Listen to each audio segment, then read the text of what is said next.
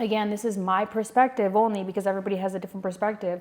But if I kept being in that scarcity mode of like going to 9 to 5, or how am I going to get the next paycheck, or just clocking into a job, which, well, hold on, that for me was survival mode, because I didn't know what my skill was. Like, I didn't know what is some kind of knowledge that I can bring to someone to make money off of what I'm good at. This is how I know this. Versus now, which I feel like I'm more in growth mode, because now I know what skills people can pay me for. Now I know how much my knowledge is valued at. And that's where I want to get into, where for today, I want to get into that topic, how I think when you're a business owner and you're an entrepreneur, you're so self-aware of, one, who you are, what your business does, everything that's going on around you, but also how valuable you are, not only your skills, but financially. And that takes me back to, like, when you know your worth, you intimidate people. And that's where I was trying to get at, is I feel like the difference between now and last year is last year I was definitely more in survival mode, where I didn't have the capacity to even think about like the creative aspect of my business. I was so burned out that I was just like, oh, well, like just hustle to hustle, just work to work. Instead of now that I look at things differently, now I'm like, okay, if I'm going to work, I'm going to work smarter, not just to be working. What's the point of working? Just to work. So you telling me right now you don't fear not having money? I do, but it's not. So you're in survival mode. Look at the definition of survival mode. It literally says in fear of not having money. And you're also growing at the same time, which is your growth mode. So again, that definition is a contradictory. I don't believe in survival mode. Go out and get what you need to get no matter what, and hustle as a family. And that's another reason why I'm glad you brought that up, because this is the year that I realized that I'm always right about everything that I always push forward and everything that I say to people. Because I always get, today I had somebody reach out to me, and I'm not going to say what happened, or say who it was, but they was like, damn, you was right this whole entire time. And I'm like, I know I was fucking right the whole entire time. My thing is, because I'm always in survival mode, and because I'm always in growth mode, I'm aware of everything that's going on around me before everybody else, right? Not only that, I also sense things that are going on. And the problem is, when I tell people about stuff that's going on, they always catch it too late. And because I'm always in survival mode, I catch it beforehand because I'm in survival mode, but I'm also growing as a person. So again, that's just a contradictory. I was gonna say, I think that's how we're different sometimes, because I think for me, like, because I was so much in survival mode, I couldn't thrive. And so, like, even one thing of the definition that it says is like the main difference is that survival mode keeps you alive, growth mode keeps you thrive. And this is just my perspective, but I think that women, because one of the things that I told you that I love about you is that you know how to trust your intuition. And it's like, you have this thing where it's like you're just right. Like 3 months or 6 months from now, like what you say ends up being right. And I think for me, like one of my biggest struggles, at least for women, and this is just my perspective, is that we're so emotional and we're so empathetic and we're always trying to see the side to everything, that I think for me, like, because I was so much in survival mode, I was always going off my emotions.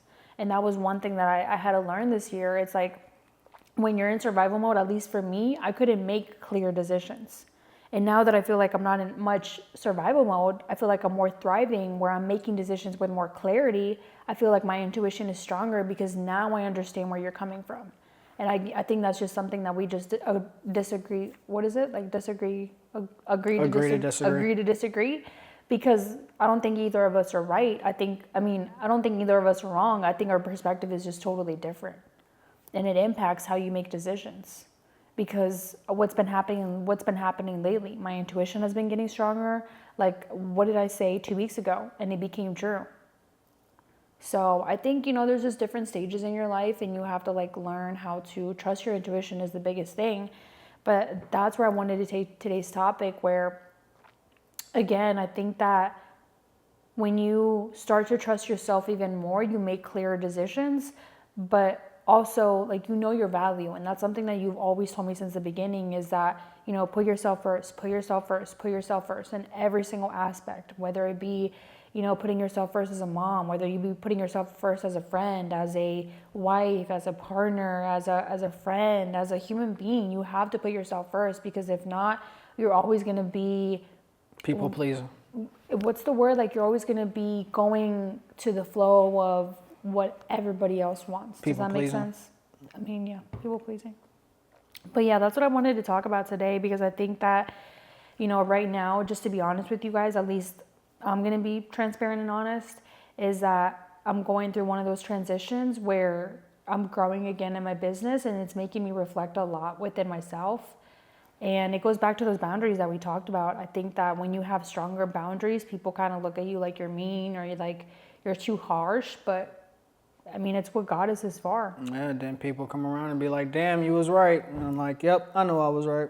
So. Oh, and that's something I wanted to touch on today's topic. You know, obviously we talk a lot about entrepreneurship, but I think the beauty about entrepreneurship is that, and we might have to make a whole part two because I know we're getting off on another topic, but I think the beauty about entrepreneurship that I was saying before is that it teaches you how much you're worth in terms of your skill.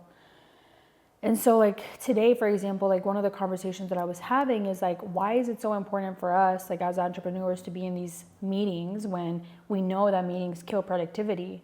And at the end of the day, you know, I was looking at my day and I'm like, what did I actually get done? I got one thing done. Fucking nothing. And it was like, I was right. Like I was right at the end of the day. Like there's no point of me being involved in these meetings. But it goes back to me being more strict with my time management. And then two, learning how to speak up for yourself in these organizations, in these companies, and especially as a freelancer entrepreneur. Because I think that, at least for me, that has been like a challenging part where it's like, how do you meet the client's expectations, but then also advocate for yourself? And at the end of the day, you always have to remember, like, you're an expert in this field for a reason. Like, you got hired for this position for a reason, and you're an expert, and you're the one that's supposed to bring the expert advice. And I think that can be, at least for me, that can be challenging when the client's like so emotional and so invested into their brand, and they're like, oh, but this. And it's like, how do you bring them down and tell them, hey, I hear you, but that plan obviously didn't work? Not fighting emotion with emotion. It's logic versus emotion. When a customer is emotional, then you bring logic to them.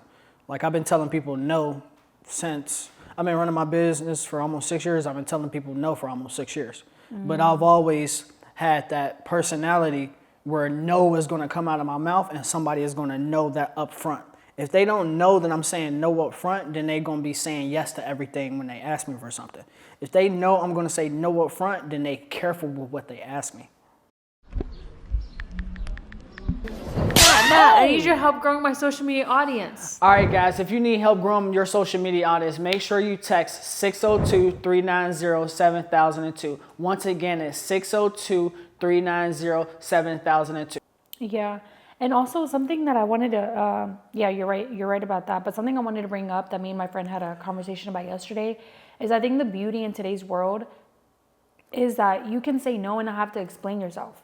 Like that was something that I had to have a conversation with someone today, and we kind of brought it up. It's you are allowed to say no and not have an explanation. Like you don't have to explain yourself to anybody.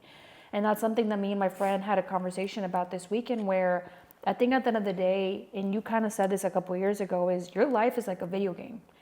We're literally playing we're playing GTA. GTA for real, yeah. And you get to dictate when you wake up, what kind of food you eat, where you live, how much money you make. But I think when you tell people that, it's almost like they can't believe it, because we've been so conditioned to follow these systems that we grew up with.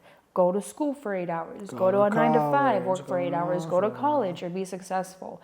And it's like, how do you change what has been implemented for years and years as a system? It's challenging.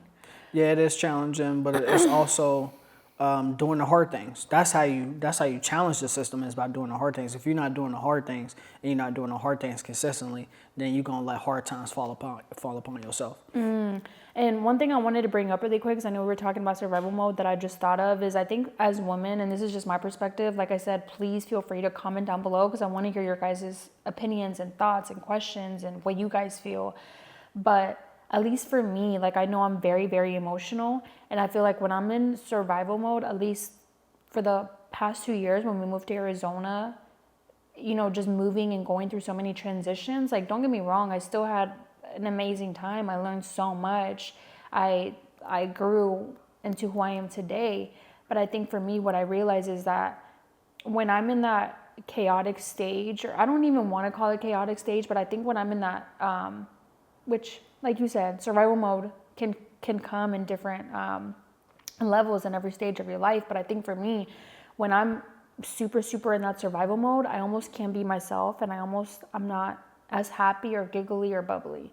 And that's something that I even noticed the past 3 months. It's like we've been going on more dates, like we've been having more fun. And I don't want to say that I'm out of survival mode, because you're right. There's always going to be like that fear of like, where is the next money coming from, or just trying to make sure you're safe, because everybody's nervous system is always going to be wanting to be, what's the thing, like fight or flight. Like it's always going to be operating in that. So I'm not saying it's ever going to go away, but I think you have to like.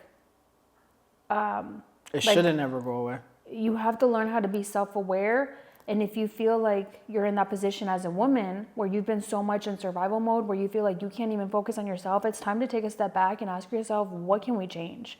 Because I know for me, like when I was in that survival mode, and this is a disagreement, I don't even want to call it a disagreement, but a thing where we just had different perspectives. Me and my friend, where we were talking about, like you said, is survival mode something that just happens, or is something that you put yourself in? And I think looking back now, I was definitely the victim.